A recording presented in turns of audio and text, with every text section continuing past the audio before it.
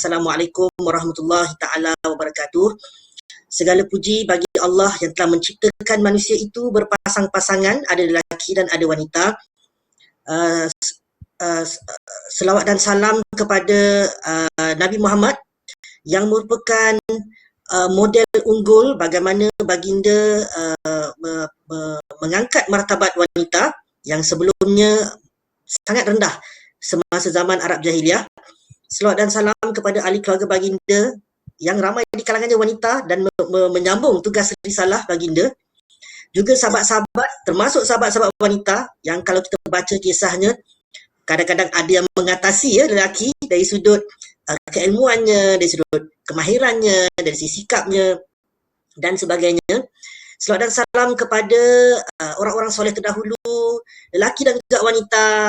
Cuma ramai mungkin tak tahu, wanita juga ramai menyumbang dalam ilmu tafsirnya, ilmu hadisnya, ilmu akhlaknya, ilmu fiqahnya, ilmu-ilmu kemanusiaannya dan lain-lainnya juga. Minta maaf Dr. Tasnim, panjang pula intro saya pada pagi ini. Okey, saya terus cerita kepada apakah cabaran wanita pada era pandemik ini. Memang satu yang susah nak jawab sebenarnya. Sebab pandemik ni agak baru. Walaupun setahun, tapi setiap bulan tu dia punya perubahan, dia punya benda-benda baru yang muncul tu agak banyak. Tapi secara umumnya saya bolehlah menyedaraikan beberapa cabaran yang dihadapi oleh wanita pada musim pandemik ini. Yang pertama, cabaran pertama, mengubah suai sikap wanita. Satu yang sangat mencabar ya, antara yang perlu wanita buat, sebenarnya lelaki pun kena juga ya, ialah mengiktiraf perasaan sendiri, sama ada perasaan itu positif, negatif ataupun neutral. Semua itu adalah emosi yang sah yang diciptakan oleh Allah Subhanahu Wa Taala supaya kita mengetahui bahawa kita adalah seorang manusia dan semua emosi itu perlu diluahkan dengan cara yang sihat, perlu diterima, diluahkan dengan cara yang sihat supaya kita boleh bingkas semula jadi wanita yang lebih baik daripada sebelumnya sebagai seorang hamba dan juga sebagai seorang khalifah. Kadang-kadang kita kena kurangkan expectation kita ya. Tidak ada istilah perfectionist sebenarnya. Walaupun Nabi Muhammad SAW itu insan kamil, anda akan lihat dalam Al-Quran, dalam hadis, Allah tunjukkan sisi-sisi manusiawi Nabi Muhammad SAW. Dalam hadis pun baginda tak malu nak tunjuk kesedihan baginda, kemarahan baginda, kekecewaan baginda terhadap peristiwa-peristiwa yang berlaku. Jadi kita pun rasa senangnya nak ikut sunnah Nabi ni kan. Ingatkan Nabi ni macam malaikat, susah juga nak ikut. So kena ubah suai sikap itu. Saya ingin cadangkan dan kalau boleh Google, siapa yang mampu copy and paste, cuba cari istilah self-compassion yang saya suka terjemahkan sebagai rahmahkan diri. Okay? Untuk kurangkan sifat perfectionist tu. Kalau terlebih perfectionist pun boleh jadi penyakit mental juga ya, kalau terlebih-lebih lah kan. Semuanya nak perfect dan sebagainya. Contoh self-compassion ialah saya telah buat silap, saya ni seorang manusia dan tak apa kalau buat silap, okey sekarang nak buat apa? Bila dah buat silap ni nak buat apa? Perasan tak? Itu adalah pengajaran pertama Nabi Adam AS.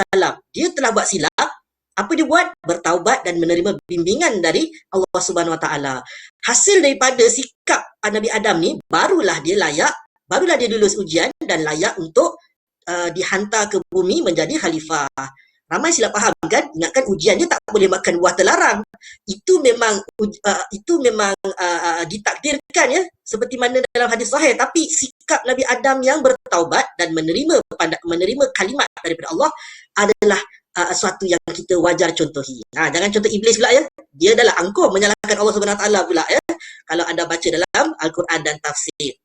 Sebab itulah sekali lagi ada hikmahnya kisah-kisah rumah tangga Nabi dan sahabat-sahabat baginda syarat dengan jatuh bangun emosi. Tapi mereka tetap merupakan generasi yang terbaik. So tak apa ya kalau tak perfectionist. Baru cabaran pertama tu ya. Cabaran kedua, aktiviti penjagaan diri wanita. Istilah bahasa Inggerisnya self-care.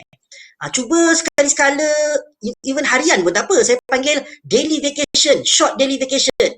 5 saat ke 5 minit atau ke 50 minit, tengok keadaan lah kan. Kalau sesuai dekat office ke kat mana, cuba libatkan diri dalam self-care activity ya.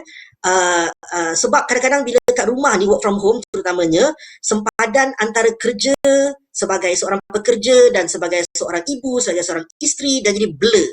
Kadang-kadang sebagai seorang anak, kalau ibu bapa tinggal dengan kita misalnya kan, sempadan sebagai seorang macam pendakwah, sebagai seorang murabi, sebagai seorang pekerja kebajikan, lagilah blur, lagilah keliru.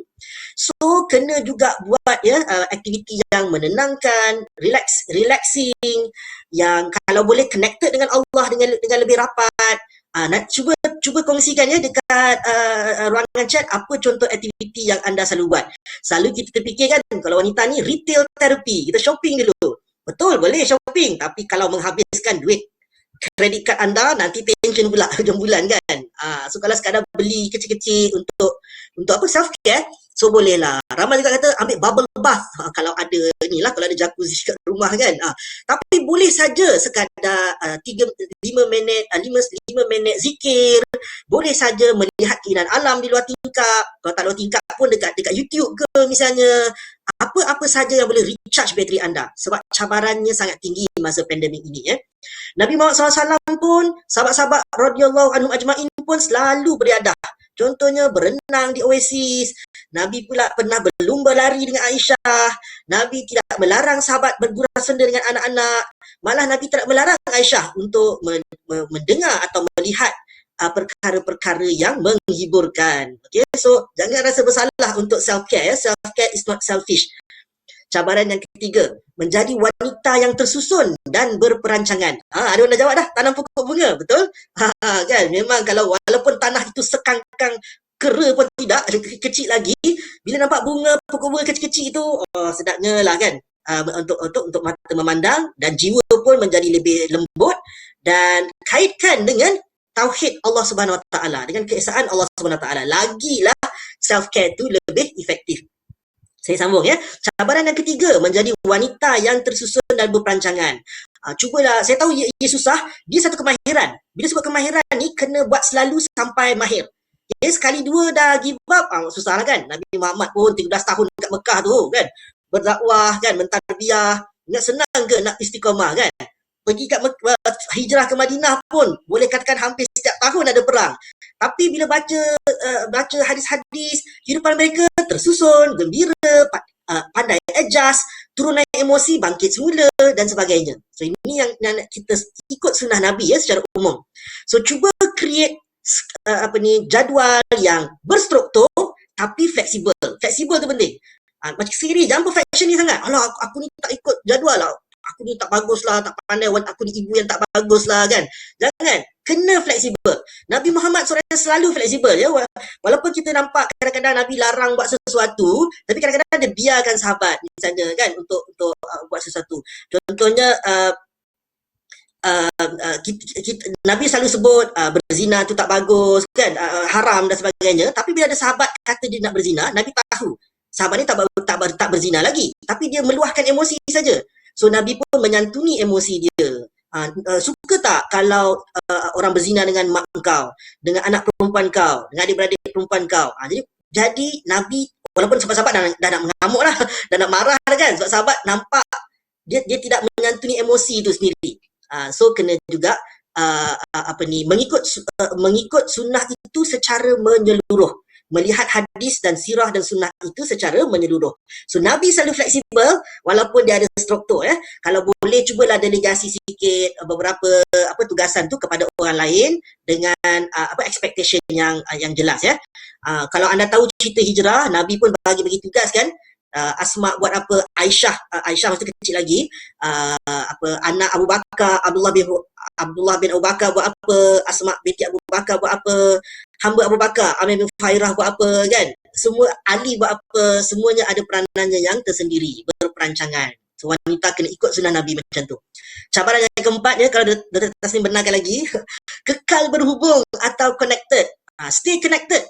Cuba semak sikit apa masa yang kita laburkan, tenaga yang kita laburkan di media sosial, adakah dia menambah rasa kebahagiaan, rasa ketenangan, atau menambah stres dan tension? Baca je update tentang COVID-19 jadi risau kan. baca je orang membawang dekat media sosial, jadi kita pun tension sebagainya. So kita kena nilai semula mana yang perlu hide, mana yang perlu unfriend, mana yang perlu unfollow, mana yang kita boleh fokus dan sebagainya.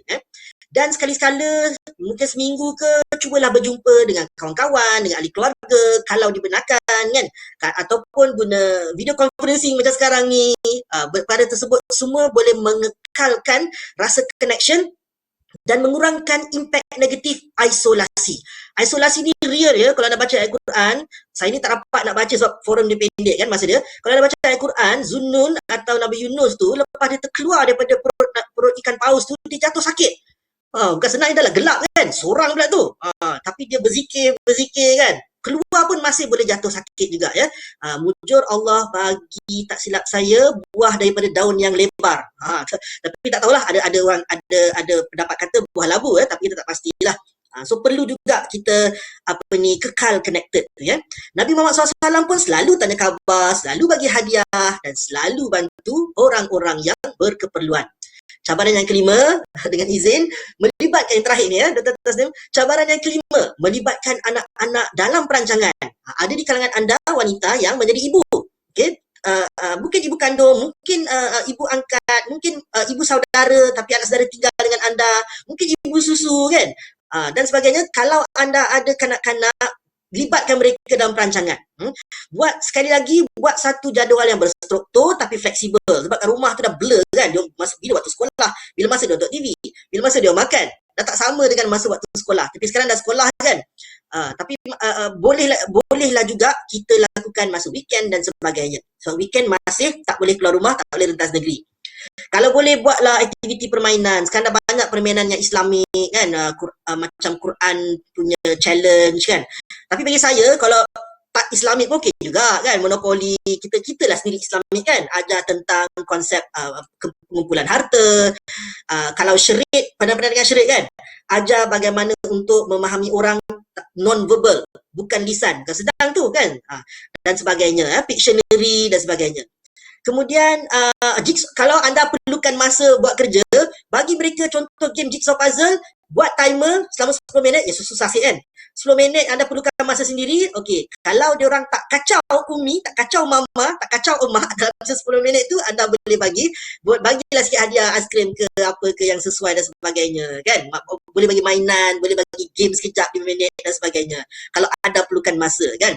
Kalau boleh dengan anak-anak ni bagi pilihan. Kalau diam saja dia akan merengek-rengek, meragam.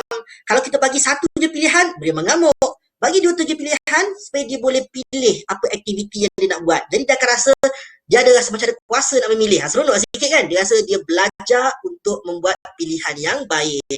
Kalau anda nak tahu, Umar Al-Khattab radhiyallahu anhu membawa anak dia Abdullah bersama-sama dengan sahabat-sahabat lain dengar permainan teka-teki yang Rasulullah bermain dengan sahabat-sahabat. Itu Umar tu. Yang kan Umar ni ayah yang garang kan, mesti tak bawa anak-anak jalan-jalan ke dan sebagainya. Dia bawa dan main teka-teki. Cuma Abdullah bin Umar ni segan sikit nak jawab. Dia tahu jawapan dia. Sahabat lain tak tahu jawapan dia ya. Pada balik tu baru dia cakap dengan ayah dia yang jawapan yang tepat.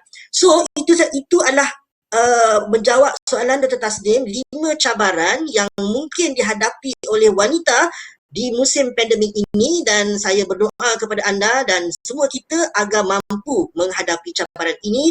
Memang akan jatuh bangun punya, biasalah kan, tapi mampu mengharungi jatuh bangun emosi dan kepayahan semasa musim pandemik untuk menjadi wanita ataupun hamba khalifah yang lebih baik.